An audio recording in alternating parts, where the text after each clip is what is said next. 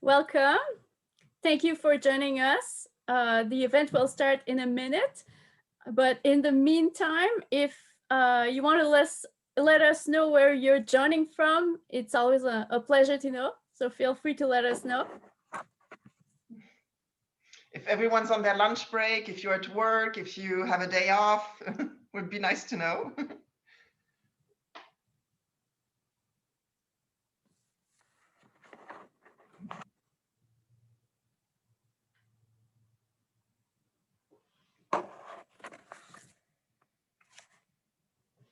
Okay, great. Lots of people from Ottawa, like us. Parkville, thanks for joining. Montreal. Hi, New Brunswick. I miss my New Brunswick. Can't wait to go back home.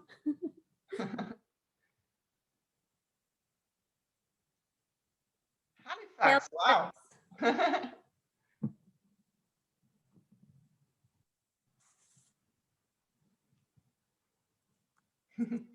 Kim, I don't think we can see you. I don't know. Oh, maybe I should change my view.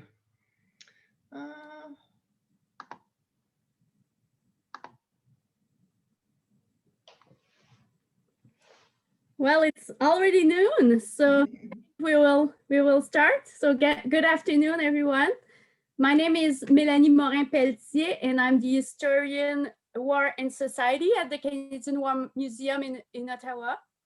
I am very pleased to act as your host today.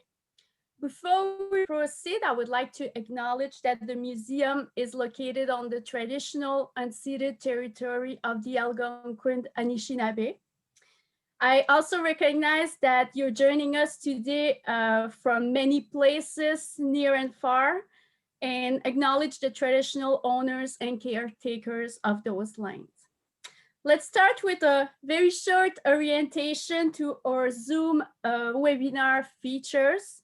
Today's presentation will be recorded, and you will be able to access the recording after the event by visiting the Canadian War Museum's YouTube channel. Feel free to submit your questions during our guest speaker's presentation. You can enter your question in the Q&A section located at the bottom of your screen. Please note that we may not have time to address all the questions, but we promise that we will try our best.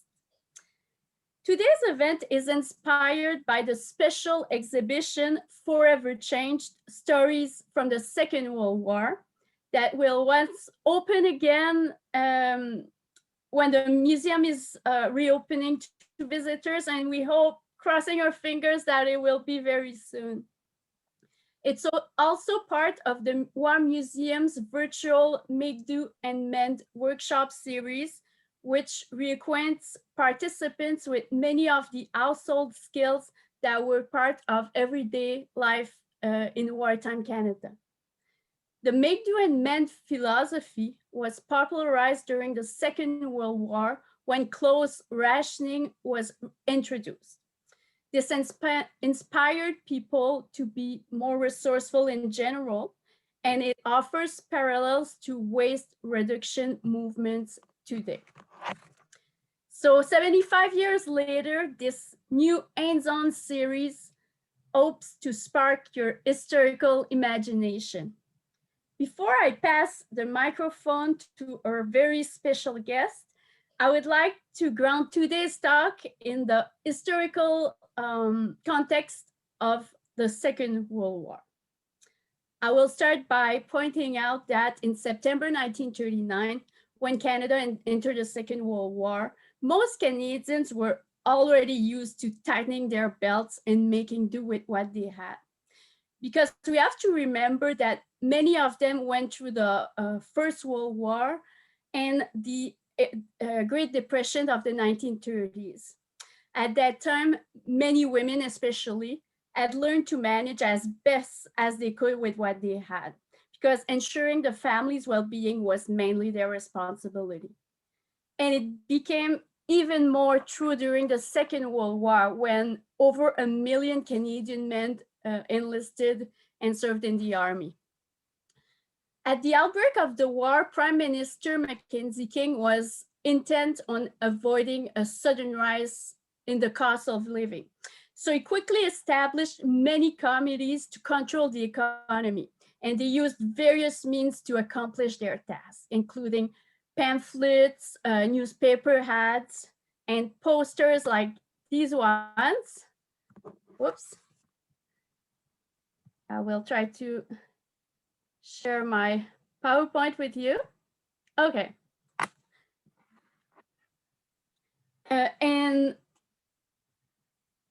These posters reminded Canadians at the time throughout the country that they had to buy less and spend more wisely.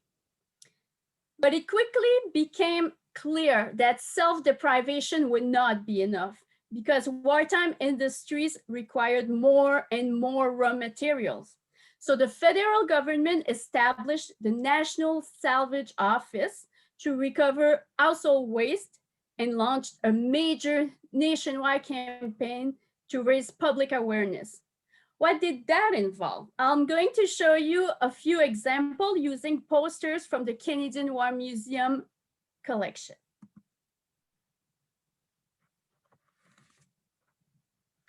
So in regards to household wastes, Canadians were asked to set aside the following and place them in separate packages. So all type of paper, glass, metal, fabric. You needed one package for the woolens, one package for white cotton, and a third package for colored cotton, silk, and other fabrics. In 1942, it also became illegal to destroy anything that was made from rubber. And school children in many schools across the country were in charge of recycling rubber. Cooking fats, women had to eat the fat, filter it, put it in a can, take it to the local butcher, along with bones recovered from meat, which were placed in a separate bag, of course. And much of what was salvaged was then sold to wartime factories. Catchy slogans were sometimes used in the salvaging campaign. For example, on your right, save your scrap for the big scrap. A lot was asked of Canadian women, and as you can imagine, not all of them accepted all constraints and instruction enthusiastically, because let's be honest, it was a lot of added work for them. Women had to continuously change the way they did things. But the newspapers and the radio constantly reminded them that they were doing this for a greater cause, for the greater good, to defeat Hitler and win the war. And women who felt like ignoring some of the instructions were often accused of putting the country in jeopardy, of putting soldiers' lives in danger, even of compromising the war. Even poor grandma could be accused of sabotage. So on that note, I would like to pass the virtual microphone to today's special guest, Valérie Leloup. Valérie is the co-founder and CEO of New Grocery in Ottawa. And today she will introduce us to the zero waste lifestyle and share her own journey with us. So thank you, Valérie. Thank you so much for the introduction, Melanie. So I am going to share my presentation with you. So thank you so much for inviting me, and also for just thinking about inviting me, because when I was contacted by the Canadian War Museum with this idea of basically drawing a parallel between the make, do, and mend attitudes during World War II and the zero waste lifestyle today, I thought that this was an amazing idea and that it was exceptionally relevant. So thank you so much for this idea. So I titled my presentation "The Zero Waste Lifestyle: The New Make, Do, and Mend." You know, is that? And I'll let you decide whether that's it. I would say that before I dig into what the zero waste lifestyle is, we're going to look at two facts that are pretty much the foundation of it. Fact number one is that the average Canadian creates about 700 kilograms of waste per year.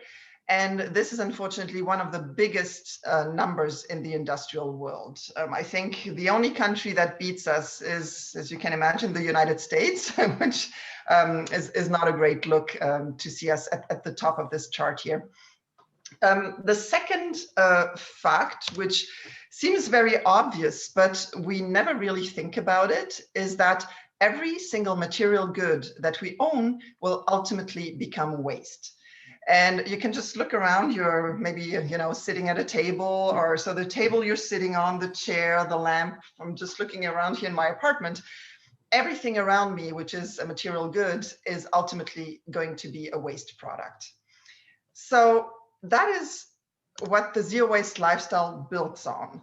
The zero waste lifestyle, if I had to define it in one sentence, I would say that it is a lifestyle of voluntary simplicity that is focused on preventing waste. Because the best way to deal with waste is not to create it at all. So it is really a focus on prevention. How can I just make waste not happen? It was laid out by an author, a woman called Bea Johnson, who is French originally, but has been living in the United States for most of her life, in her book called Zero Waste Home. I read this book in 2015 and it absolutely changed my life because it led me to adopt a zero waste lifestyle and ultimately to create my business, a new grocery, Ottawa Zero Waste Grocery Store.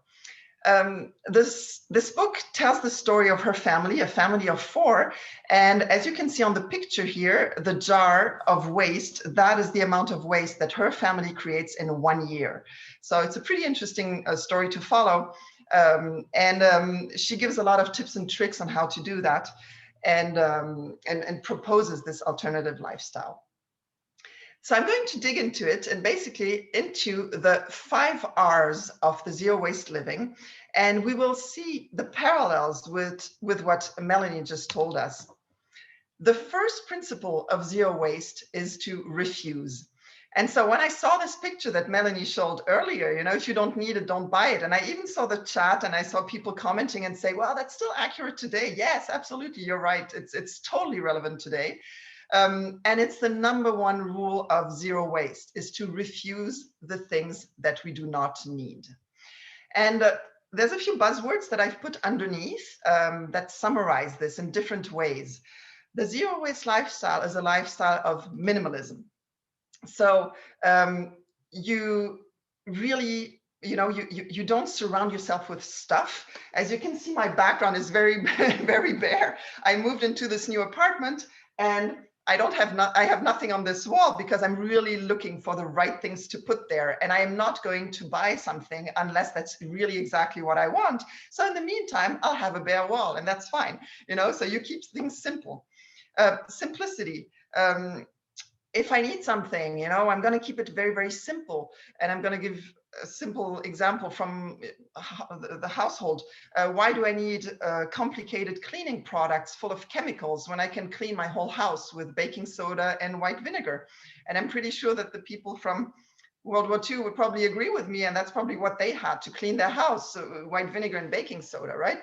So it's keeping things simple. And then it also ties into anti-consumerism. So it proposes an alternative to the consumerist lifestyle that most of us have grown up with, where ownership of goods is the measure of our worth. So it really proposes an alternative way of thinking. The goods that I have do not define me, right? So there's really quite a lot packed into that. So that is the first principle, refuse. The second principle is to reduce. So if you do need something, buy less of it. And I'm going to give you a few examples here. All this trend of tiny homes, for example, ties into that. You know, why have a huge home that is going to be so much work to maintain when you can live a happy life in a much smaller space? capsule wardrobes. You know, do we really need a full walk-in closet of clothes when we basically just wear the same stuff anyway? You know, if you look at your wardrobe, there's probably 10% of it that you actually wear, and all the rest is a bonus that you don't necessarily need. Also, the notion of quality versus quantity. I'm going to buy less, but I'm going to buy better. I'm going to buy things that are going to last forever versus things that might be cheaper, but that I need to buy over and over again. So that is the second really important principle of zero waste: reduce. Then comes reuse. And so I changed my poster here. I put the other poster about, you know, dig in and dig out the what is it? The scrap. Yeah, exactly. So reuse what is already there instead of buying new. So this ties into buying secondhand, sharing. You know, why would you buy something when you can borrow it for someone else, when you can rent it possibly from someone else? And stay away from single-use items. You know, so the zero waste lifestyle has an obsession with single use. We absolutely hate single use. Single use are the things that you buy and you toss after one usage. And why do that when there's so many reusable alternatives? And I've actually taken out of my bathroom a few things that I'm going to show you on screen. The reason why I took them is because they are highly linked to World War II. And I'll tell you why.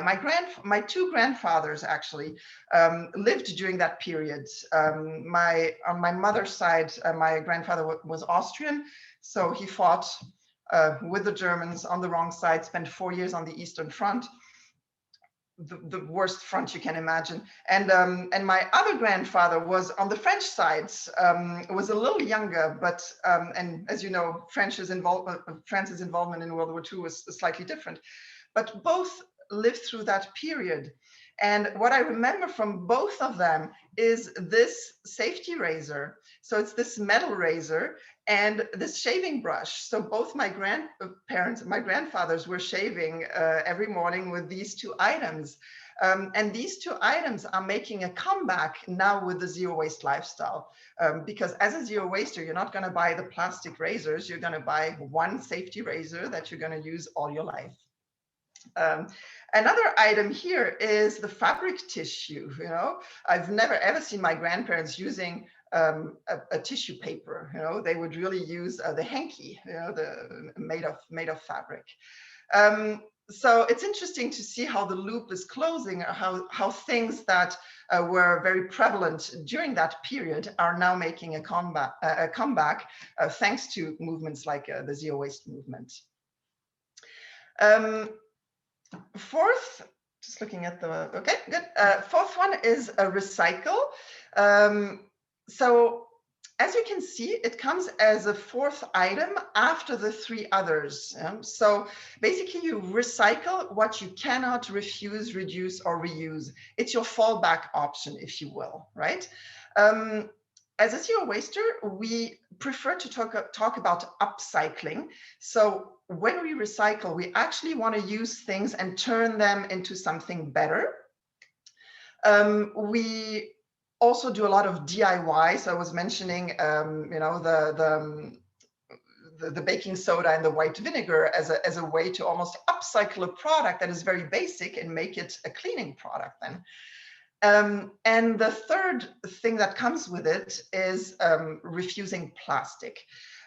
There's a common misconception about the zero waste lifestyle that if you are a zero waster, you recycle a lot. And actually, as you can see in this hierarchy, we don't recycle a lot, we recycle much less. And we stay away from plastic because we know, or it is proven, that plastic is usually a really bad candidate for recycling. And so I will just open a little parenthesis on plastic. First, only 10% of the plastic that is being used worldwide is actually being recycled. 90% is not being recycled. That's the first thing. Even if we could increase this amount, you know, even if we go, well, let's be crazy, go to up to 50% of recycled plastic, plastic is not being recycled, it's being downcycled. So it is being turned into a plastic of lesser value. If I have a food grade plastic, for example, take the plastic water bottle and I recycle it, I'm actually going to turn it into something of lesser value. For example, here I have, that's what I have, a pen. See, this pen is not going to be recycled. So this pen is going to end up in landfill. So what we do when we quote unquote recycle plastic is actually delaying something that is going to happen anyway, which is that plastic will end up in landfill. So we always try to find alternatives to plastic. And I was mentioning the brushes, for example, that I used to see at my grandparents' home, right? That is something that we will use. A wooden brush is something that we will use as a replacement, for example, to a plastic sponge or synthetic sponge, for example. If the bristles, of course, are non-plastic, they need to be non-plastic. They can be either a plant fiber or I think this is boar's hair. That's what it is here. Okay, so that is recycle. So here's the hierarchy. So there's a 5R that is missing. That is the last R, which is rot. Rot, which means composting. So once you've refused, reduced, reused, and recycle, the waste that is left is pretty much organic waste, right? It's your food scraps, and those you're going to compost. You're not going to send them to landfill because you might know that organic waste, when it's packed in a landfill, is a source of methane, which is a very, very potent greenhouse gas. So we put the compostable goods in the compost to mitigate that. Okay. I wanted to show you a little example how this translates in terms of grocery shopping. And I would say that in grocery shopping, we focus on the third R, which is to reuse, and therefore to stay away from any single-use items.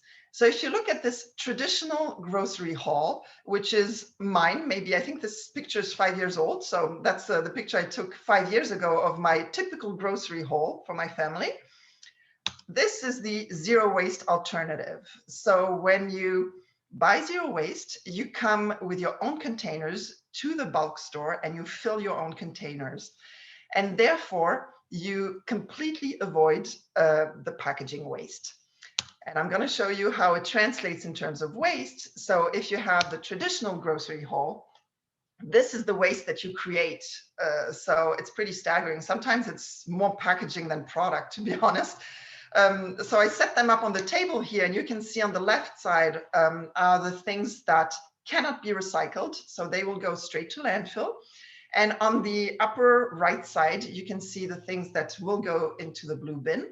So the cardboard boxes, I believe there's a glass jar, a glass bottle, and a plastic shampoo bottle, which will go to recycling, with the caveat that I mentioned earlier about recycling of plastic, which is not really recycling, but downcycling.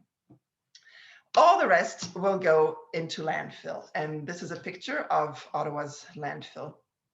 So when you look at the zero waste grocery haul, I just put an empty square because you do not create any waste. I mean, there's no packaging waste whatsoever. All the containers here are reusable fabric bags that you can clean and then go back to do your shopping. The milk bottle is the good old system of the milkman, and we can maybe draw a parallel again to earlier days and probably World War II, where the milkman used to deliver the milk. And this glass bottle will be returned to the producer, who will clean it and reuse it. So it's a complete closed circle. You might have heard the word circular economy, so that would be an example of it. So what are the benefits of the zero waste lifestyle? Well, there's one very obvious benefit, which is the environmental benefit. Not only do we create 700 kilograms of waste per year as average Canadians, waste is everywhere. It is in our environment, it is in our oceans. A study that was published by the Helen MacArthur. That's a hard, Helen MacArthur Foundation. It's hard to say for a non-Anglophone. So her foundation came up with a study that she presented at the World Economic Forum in Davos in 2016. So it was about the time when I transitioned to zero waste. That tells us that by 2050 there will be more plastic than fish in our oceans, and that is if we continue on the same trajectory. So there really is a need to change. I mean, there's a need for systemic change in the way we use plastic. So environmental benefits, financial benefits. So that's a question that I get very, very often. Isn't it more expensive to live a zero waste lifestyle? And I will respond with no, with a very clear no, even though some things are going to be more expensive. But if you look at zero waste in a very holistic way, if you practice it holistically like I do, you save so much money on refuse and reduce, because these are the big expenses, right? You refuse the things that you do not need, therefore you spend much, much less on gadgets, right? You reduce what you do need, and then reuse. Since you buy things that are meant to be reused, there might be an initial investment that is a little bit more expensive. So if I take this example again of the safety razor, well, this razor costs, I think, $50 or $60. So it is quite expensive when you first buy it. But think about it, you will never ever in your life buy a razor again. The only thing that you will buy are the blades, which are less than 50 cents each, right? So these are the blades that you're going to buy and replace. But the razor is going to last you a lifetime, and you can even, you know, gift it to your kids and grandkids because it's so solid. So some things will be more expensive, but because you always have this long-term goal in view, overall you're going to save money. And then with the money saving that you have, you can actually spend it on qualitative better things. So you can invest your money in better food, in food that is healthier, that is not processed, that is maybe organic. So not only do you save money, but you also, the things that you buy are actually better for you. And finally, the personal benefits. I think the reason why I was so enthusiastic after reading Bea Johnson's book was that it was a proposition of a completely different mindset. It was really a proposal of a lifestyle where, as I said, what you own is not the measure of your worth. And I am Generation X. I grew up with this idea that what you own is the measure of your worth. You know, your big house is the measure of your success. Your nice car is a measure of your success. And I found it so refreshing to go back to really essential things and realize that what I own does not define me. When I own less, not only do I waste less, I also live more because I focus on the things that really matter, which are connections and experiences. You know, I think that during the pandemic, it's funny, whenever I ask the question to people, what do you miss more? People always come up with experiences. That's what they miss. They miss being together. They miss doing things together, having dinners together. So it's the togetherness, the experiences, the connections that we miss. And these are the ones that make us happy, not the things that we own. Another thing that I have to say about ownership, knowing that because I really downsized going from a house in the suburbs to a small apartment downtown, is that we become slaves to what we own. A big house requires a lot of maintenance. You know, if you have a big backyard, it's a lot of work, a big backyard. And it is so incredibly liberating to have less of it because suddenly you have so much time at your disposal. So if I were to compare the make, do, and mend attitude of World War II with the zero waste lifestyle, I would say that there are a lot of similarities, as we have seen, but the outlook is very different. While during World War II, it was considered a sacrifice almost. And Mélanie, interrupt me if I'm saying it wrong, but it was seen as a sacrifice for the nation. It was seen as something unpleasant, but that we need to do for the good of the nation, right? I would say that the zero waste lifestyle, the way we practice it today, it focuses on the advantages and even the beauty of frugality. So the frugal lifestyle is not just incredibly liberating, it is also beautiful. If you follow Instagram accounts, I don't know if you're into social media, but if you follow all these zero wasters Instagram accounts, you will find an aesthetic to zero waste. There is, and if you look at this beautiful razor here, I mean, it is honestly really more beautiful than the plastic disposable razors.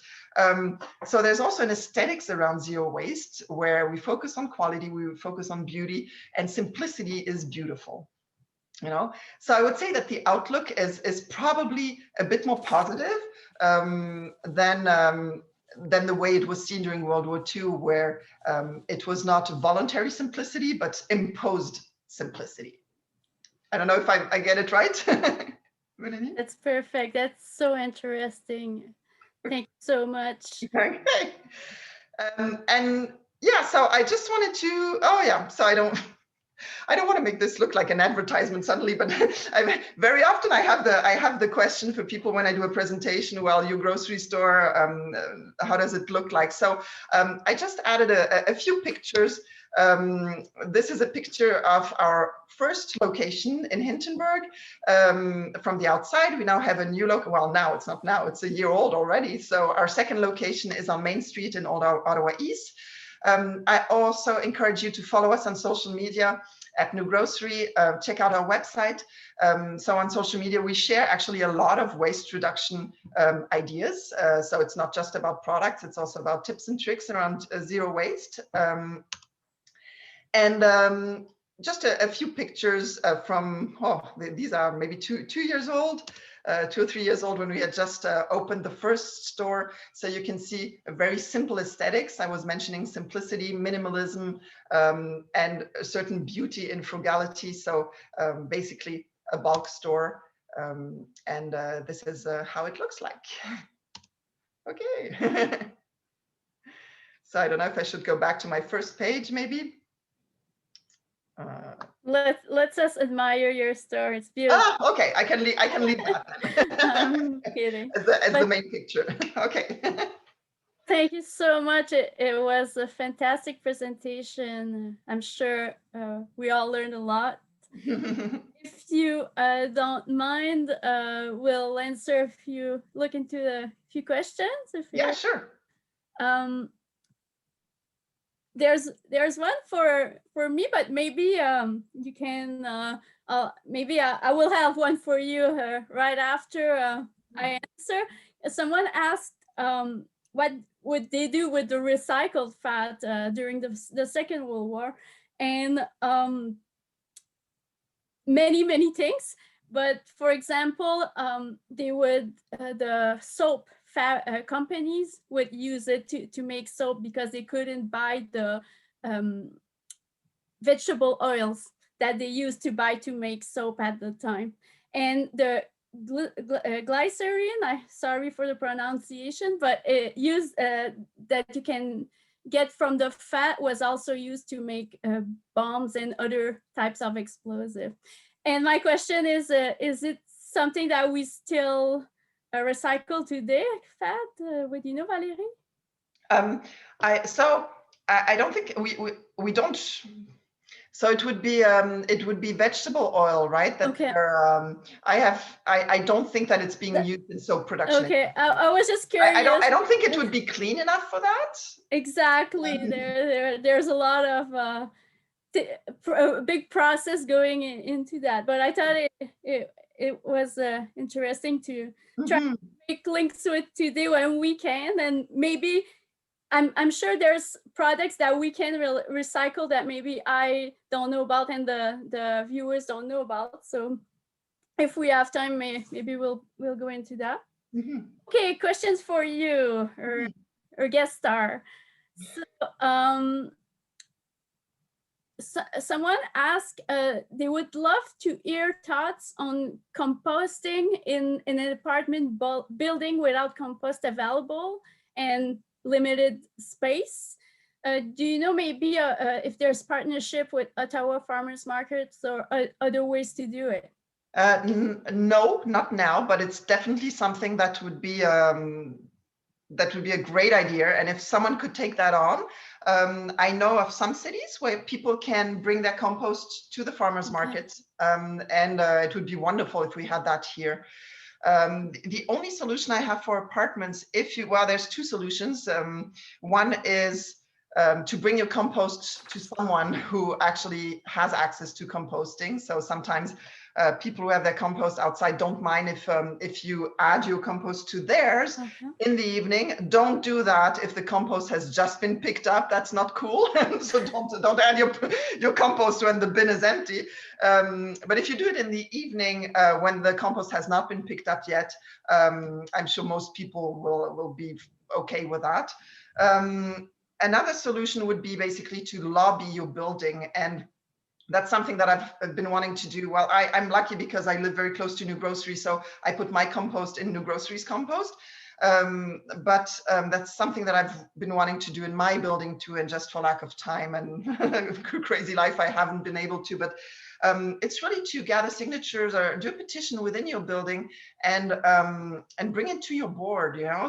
So I don't know, it depends if you're renting or if you're owning, different situations here, but if you put pressure on the management of the building, if there's enough people who support that, I know that some buildings have managed to introduce composting in their buildings. That requires a bit of energy, so I don't know if everyone has the drive to do that, but if you have the time, that would be wonderful. Another solution for apartments is actually vermicomposting. I don't know if you're familiar with that. There's a company in Ottawa that's called The Box of Life. So you might want to Google them or look for them on Facebook. And they actually sell a kit for vermicomposting where you have, and it's really absolutely impressive because it doesn't smell at all. You would think that that compost would smell, and actually you can almost use it as a tea table in your living room, and it's actually worms eating up your compost underneath. Doesn't smell at all. It's very, very, very clean. And I think that could be a good alternative. It requires a bit of work because you have to keep your worms alive. But so it's almost like pets, right? But it's actually a good solution for composting in an apartment. Fascinating, thank you. Someone asked, grocery stores offer bins for plastic bag recycling. Do you know what actually happens to those recycled plastic bags? Okay, so there's a lot of things that are being so-called, they are supposedly being recycled, but end up in a landfill when there's just no market for these types of plastic. And I'll be very honest with you, I don't know where they go. I know that with plastic bags, you can really, then you have to go to products that are that can work with very low quality plastic. I could think of park benches. I could think of things like that where, you know, you can just dump any kind of plastic and just press it into a mold. And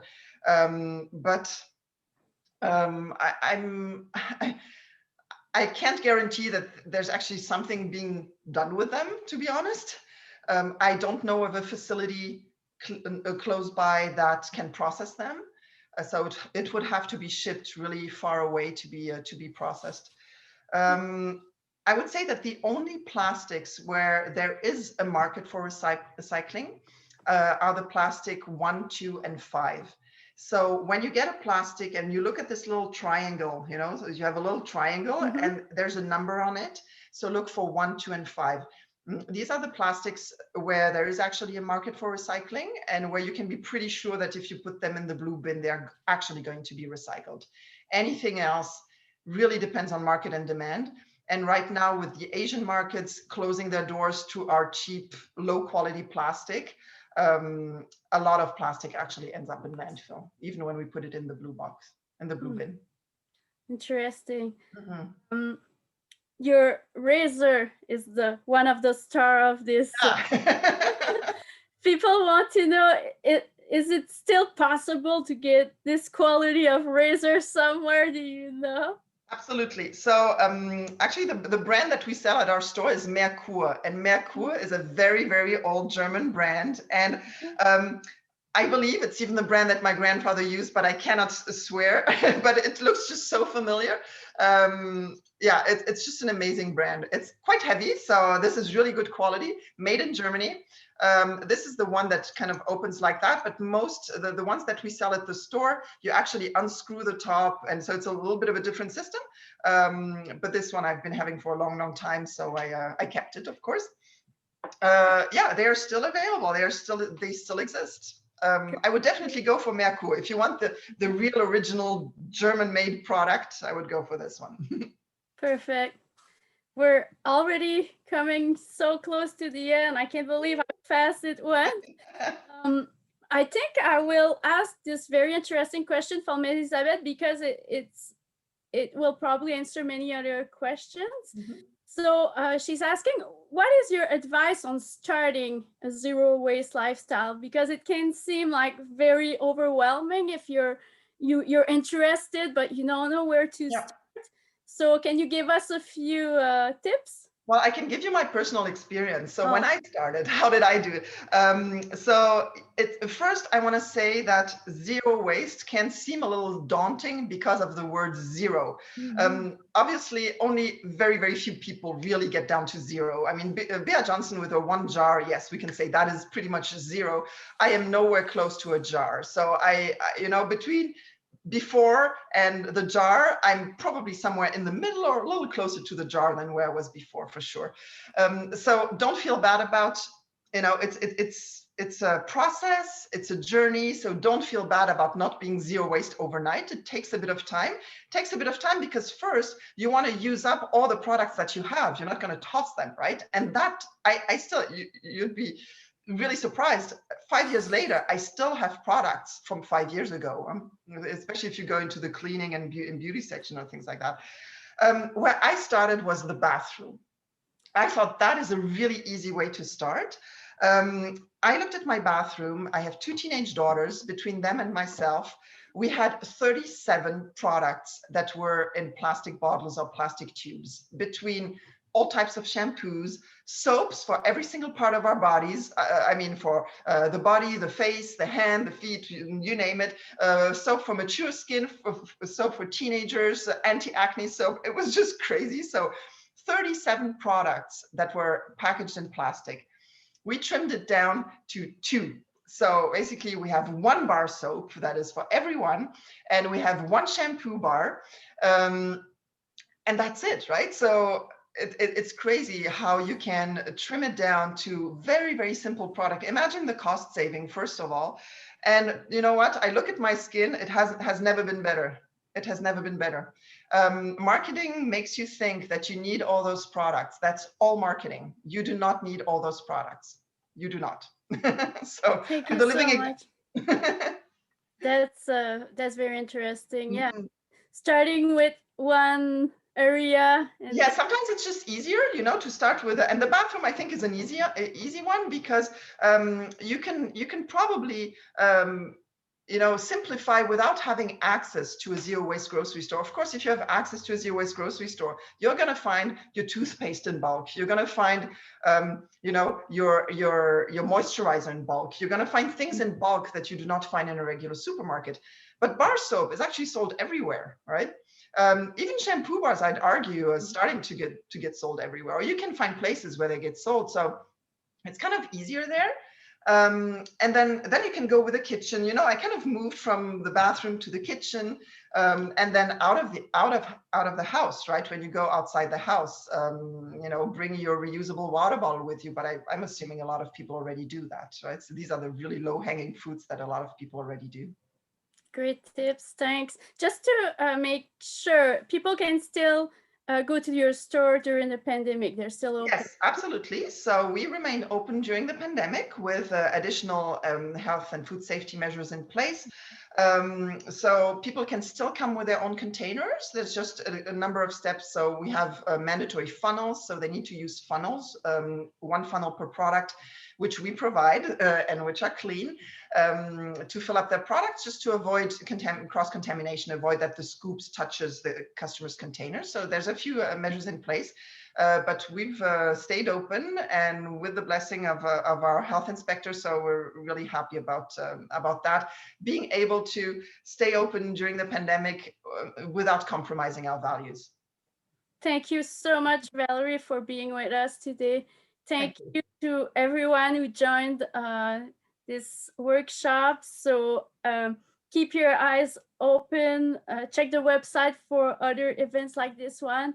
And we hope to be able to see you at the museum when it reopens soon. I'm so looking forward to go there again. Thank you. Have a good afternoon, everyone. Thank you so much.